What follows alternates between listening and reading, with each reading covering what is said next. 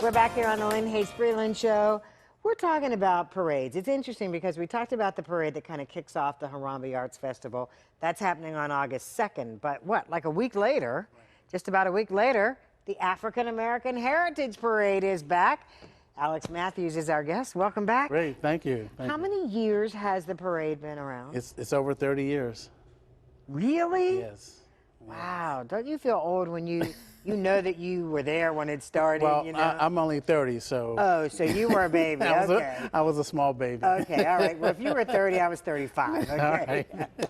All right. So, but the parade has evolved and kind of changed over the years. Right. What's the route this year? So this year, one of the things we are proud that we have done is we've taken the parade from its traditional downtown location and we've moved it to communities.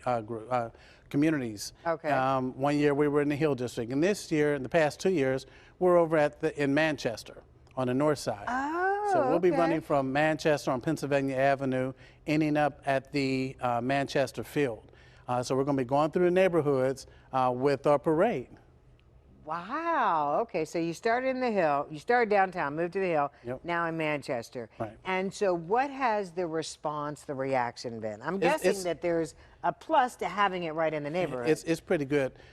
It's really interesting when you walk down and you're marching in the parade, and you see people out in their homes and their lawns and sitting down watching the parade, bringing their children out to see the parade, and it really gets the community engaged into what African American history is really all about.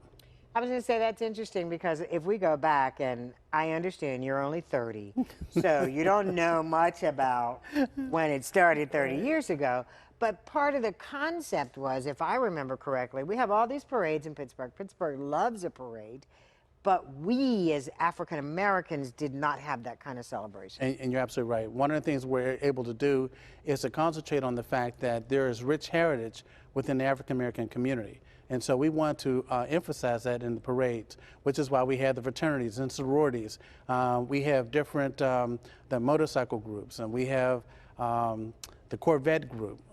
So we have all these different groups who really have a rich heritage in the city of Pittsburgh. We bring them out here so that they can march, so that people can really see and understand what's really happening. You know, the other thing that I think I appreciate a lot about the African American Heritage Parade is the kids, the drill teams, the cheerleaders, whatever.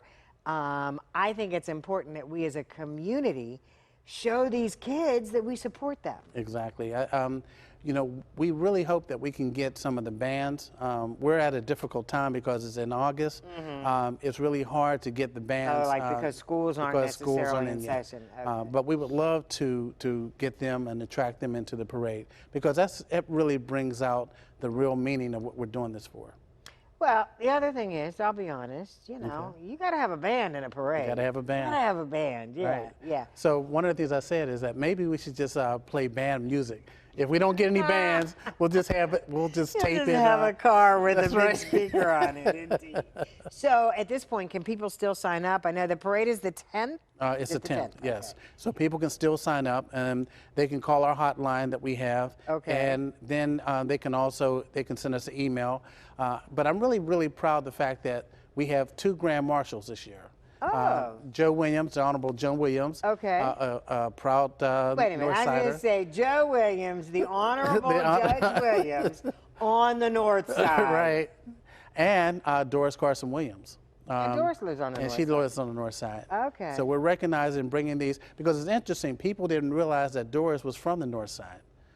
And so when I explained that here you have a powerful leader right here in your community. Right. And they were really impressed. Really? They didn't realize that? They didn't realize it. And Doris's actual title is? She is the executive director. Right. Okay. She's executive of the director African American at the Chamber of Commerce. Yes. And that's important to note as well for some of our viewers who may not be familiar of that history. So when we talk about the Grand Marshals, this is a great opportunity as well to celebrate successes. I mean, it doesn't get any better than a judge and the executive director of the Chamber of Commerce. And we also have an Olympic person coming in. She is on the Olympic bobsled team, Jasmine Jones.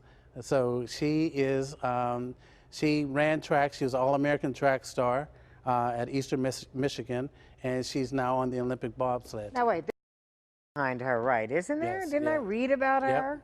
So does she have a connection to this area, or we're just lucky to have her come We're in? just lucky to have her come in. I know her and her mother. Her mother went to school with me at California University, and I'm just really happy with that. Oh, you're such a name dropper. I know her mother. Her mother went to school. We're going to take a break. We're going to come back. We'll give you all the details. We'll give you that phone number and starting time and all the stuff we haven't talked about yet is still to come, so don't go away.